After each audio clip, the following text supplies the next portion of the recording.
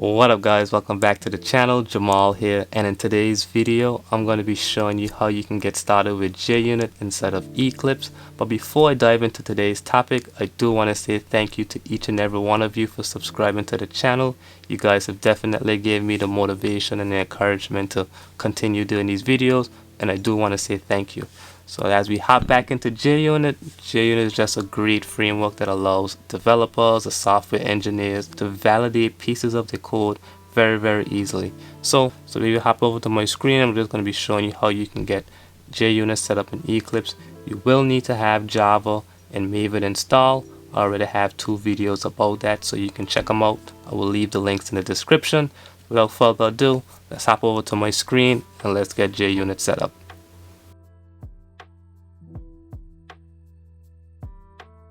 Alright guys, now that I'm back on my computer, I already have Eclipse fired up. You guys should go do the same. So once you do have Eclipse launched, what you're going to do is hop over to File, go to New, you're going to go create a new project, and the type of project you're going to create is a Maven one. So just click Maven project and then click Next. From there, just click Create a Simple Project. That's what I'm going to be doing, and make sure Use Default Workspace Location is checked. Next. Alright, so for the group ID, I'm just going to call this JUnit Testing. You can name it whatever you want. I'm just going to name it JUnit Testing. Make sure both is the same for the group ID and the artifact ID. Once you have that, click Finish, and now your project should be created. That's a piece of cake. Alright, open up your project and scroll down to the poem.xml. So you should have something similar to this. This is great. What we're going to do right now is just open up Safari so we can get that JUnit dependency and add it to this poem file. So go to Safari, Google. I'm going to type in JUnit4. Do a quick Google search. So JUnit.org, JUnit4 should display. So I'm going to click that. There is a new JUnit5. It has other methods and annotations in there. But when you're just getting started, I like recommending JUnit4. It's very good when you're beginner. Anyways, we're gonna hit the download and install link. So as well, the plain old way to install JAWS, you can just download JUnit in the Hamcrest core, and you would have to upload it into Eclipse. But we're not going to be using that type of method. That is just extinct pretty much at this point.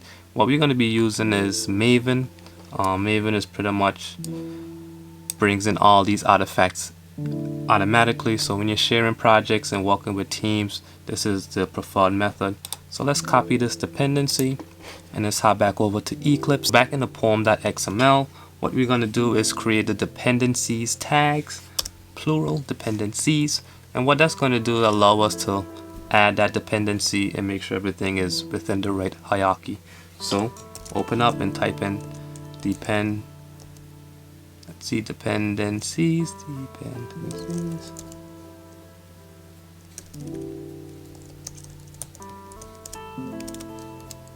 Alright, now that we have that, just paste your dependency that you have copied from JUnit. Now everything is not indented. It looks a little not easy to read. So in order to indent it and make sure everything is formatted nicely, let's just do Command A if you're on Mac, or Control A on Windows. And then from there, we're going to do Command Shift F or Control Shift F if you're on Windows. And everything looks pretty much formatted and neat. Click Save, and that should lock in our changes. So in our JUnit download and install, we did notice JUnit and Hamcrest being the JAWS that's supposed to be returned. So we hop back over to Eclipse and I go into the Maven dependencies. We can see those 2 JAWS are definitely in there automatically, and that's the beauty about Maven. It brings in all these artifacts without us, manually downloading and uploading these JAWS. So definitely recommend Maven when you're building your projects. Alright, next let's hop into the source test Java, and we're going to create a new class.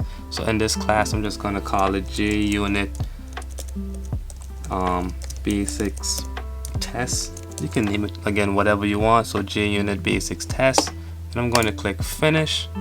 Alright, now that class is created, I'm just going to create a simple method just to test a few of these assertions that JUnit provide.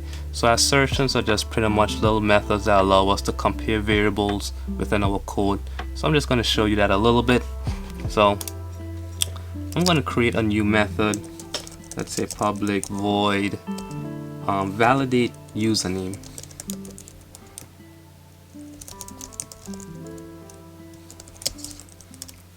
So in this method, I'm going to create two strings. So string is going to be the input name. So for example, let's say we have one is John. The user inputted John. And let's say we have a database or DB name that's stored in this. Let's say we're going to call it John all caps. So traditionally, if we wanted to test to see if these were equal, we would write a quick if statement. If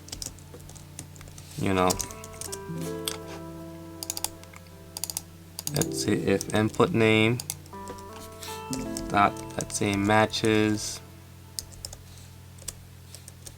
the DB name,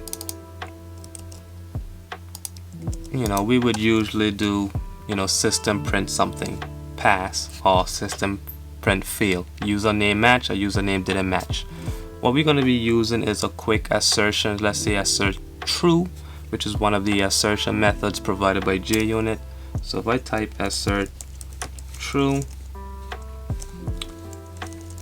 and the parameter in here could be either true, a boolean, true or false, or as well it could be a string message as well as the true and false. So having this little squiggly, that means I have to import that assert, and everything looks good now. So if input name matches the DB name, we're going to assert true. But what happens if it doesn't? We need to assert true as well, but the condition is going to be false. So let's do that. So let's do else.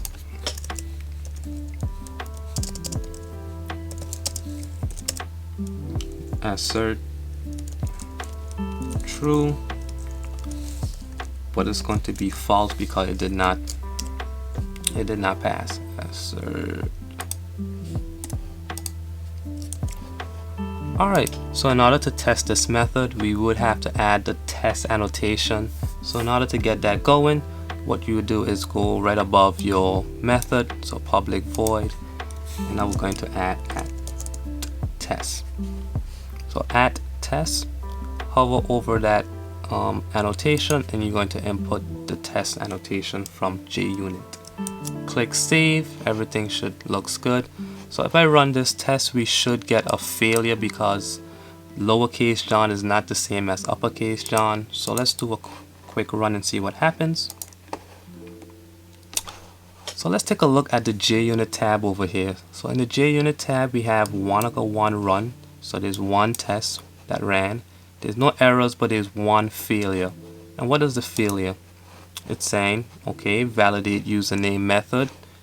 And if you check under the failure trace, we can see that JUnit basic Java 20. So at line 20, it failed. So right here is letting us know that way it logged the error, or actually the failure.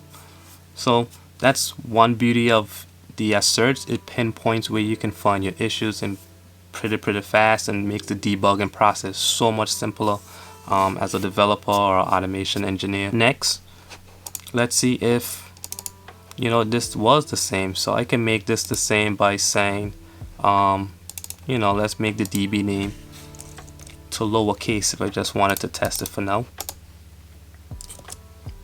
Not good practice to do that. You always want to make sure the input name matches the DB name. But let's see what happens when we test. As we can test, we do have one-on-one.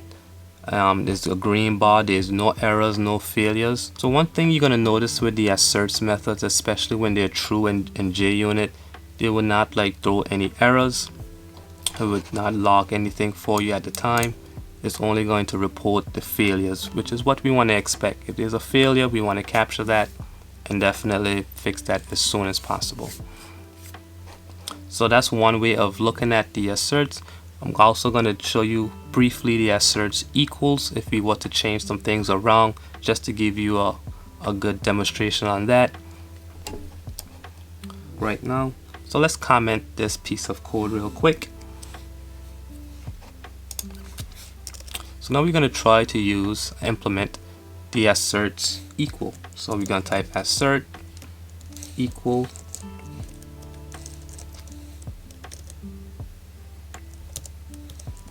and what this is going to do is pretty much compare the expected with the actual.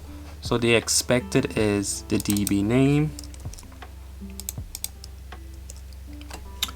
and the actual is the input name. Okay, so now we have to bring in that method, so we imported it as well. So now we can do a quick test to see if the input name is the same as the DB name. So if we run this, let's see what happens. And we have a failure. If you take a look at the failed trace now, with the AssertEqual, it says the expected was John, but was John. So it highlights the variables that was in focus. So John is not the same as lowercase John. So it definitely pinpoint that error for us nicely, which is pretty good. So there you have it, guys. That's how you get set up with JUnit. I hope those two examples got you a little familiar with JUnit. I'm definitely going to have another video on how to use the different asserts in my follow-up video. So definitely subscribe so you don't miss any of it. And if you did like this video, smash that like button. I'll see you guys in another video. Have a good night.